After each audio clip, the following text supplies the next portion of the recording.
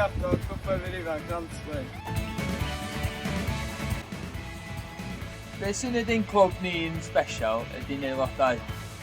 Nhw wedi asgwrn cefn eu mudiad. Ac er fod cyfnodau clyddion diflas wedi bod dros y flwyddyn diwethaf, mae'r ail agor yn codi calon.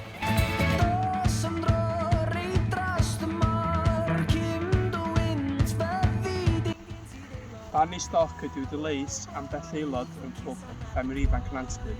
Mae'n ambell aelod wedi cael llwyddiant dros y blynyddoedd sef Dafydd, Eben, Gethin ac ambell un arall hefyd. Coginio ydy un o'r cystadlaethau sy'n cadw rhai o aelodau ni'n brysur yn ystod y rali.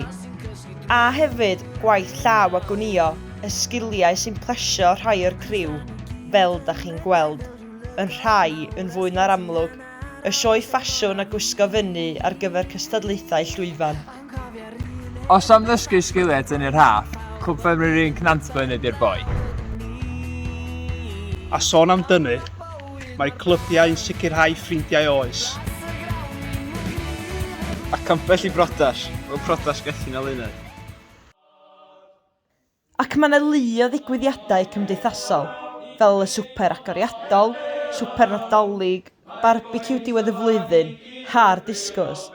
Ond mae Thomas, Dafydd a Osian angen chydig o help efo'r moves de.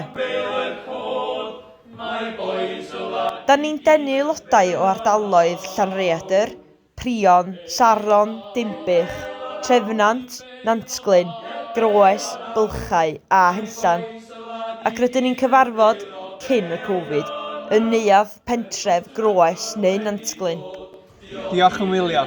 Gobeithio bod wedi dysgu ychydig mwy am ein clwb Nantglyn. Cadwch yn siarp.